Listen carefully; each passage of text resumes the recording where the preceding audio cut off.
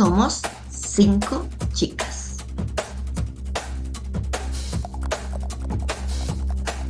Valeria Vallejo Ibáñez, Karen Daniela Angulo, Isabela Gómez Manrique, Diana Lorena Villarraga y Sandra Liliana Villate, y queremos presentarles a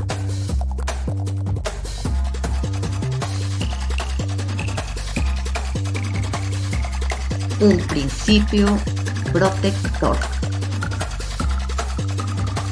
Si eres un súper trabajador y te preocupa alguna situación sobre tu trabajo, te tengo una buena y una mala noticia. Primero la mala. La parte débil entre tu empleador y tú eres tú. La buena noticia es que el principio protector saldrá a tu rescate para equilibrar esa situación de debilidad. El principio protector tiene 3 superpoderes. El primero es el principio de favorabilidad. El segundo es el principio de condición más beneficiosa.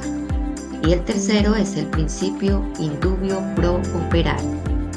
El principio de favorabilidad tiene unos requisitos importantes, y es que se trate de normas completas, que no se escojan apartes de las normas, no se escojan parciales, que sean de distinto origen, las normas que coexistan entre sí, que regulen la misma materia y que sean aplicables al mismo caso. En el caso del principio de condición más beneficiosa, esta tiene unos requisitos que son que se trate de una norma posterior frente a una derogada, que sea de carácter general, que empeore alguna condición antes disfrutada, puede ser individual o colectiva, y que esa condición estuviera pactada en un contrato anterior.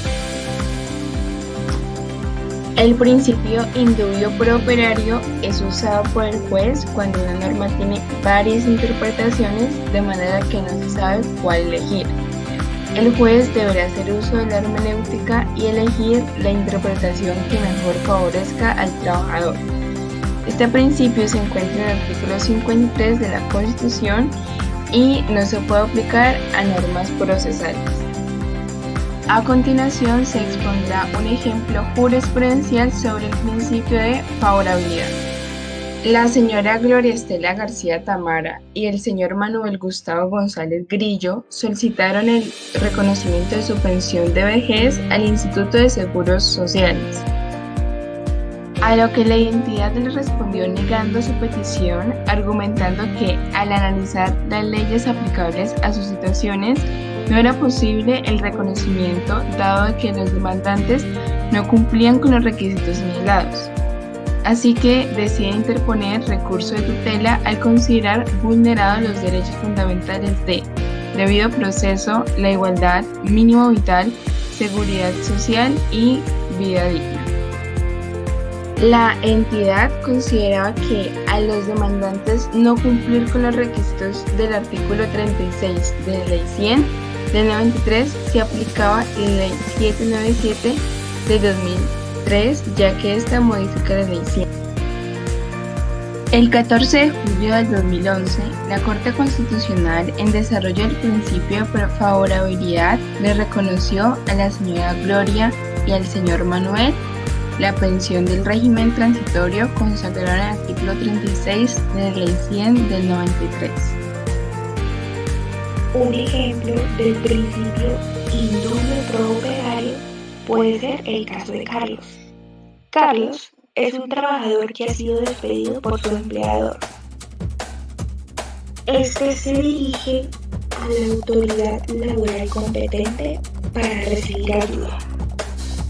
Esta autoridad expresa que existe una duda sobre la legalidad del despido y que se debe de aplicar el principio de indubio pro operario a favor de Carlos como trabajador, por lo que la ley debe de interpretarse de una manera favorable para él, con la finalidad de proteger sus derechos y protegerlo a él como la parte vulnerable de la relación laboral. Un ejemplo de la condición más beneficiosa es el caso de Andrés. Se tiene que Andrés sufrió un accidente en agosto de 1996, el cual lo dejó inválido. Por lo tanto, él aspira a obtener su pensión de invalidez, por lo que se tiene que debe de cumplir con los requisitos de la Ley 100 de 1993. Pero, cuando se estudia más a fondo el caso, se encuentra que Andrés cumple con los requisitos del Decreto 758 de 1990. Por lo tanto, a él le resulta más benéfico la aplicación de una normatividad anterior, en lugar de la que se encuentra vigente, y bajo el criterio del principio de la condición más beneficiosa, se le podría otorgar dicha pensión. A continuación, vamos a abordar las diferencias categóricas entre los tres principios protectores.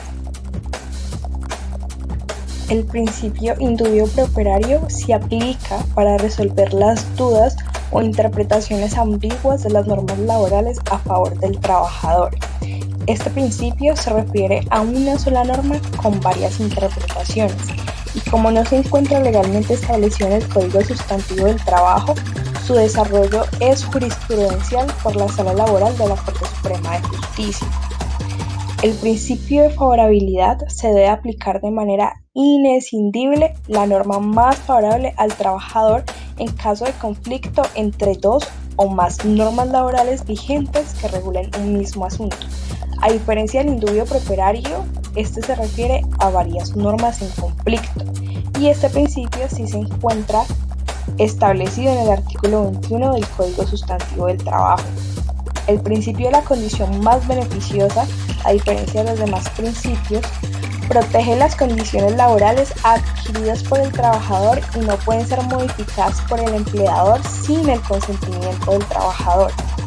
Se refiere a una situación concreta, reconocida y que debe ser respetada si favorece más al trabajador que la nueva norma que se aplicará.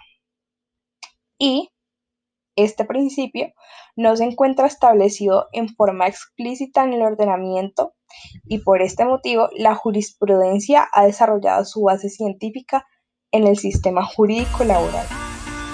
Para poder aplicar el principio de favorabilidad hay que tener en consideración los siguientes requisitos. Primero, que las normas que están en conflicto deben ser normas vigentes. Segundo, su aplicación debe de ser de manera inescindible. Tercero, las normas en conflicto deben de ser de carácter laboral.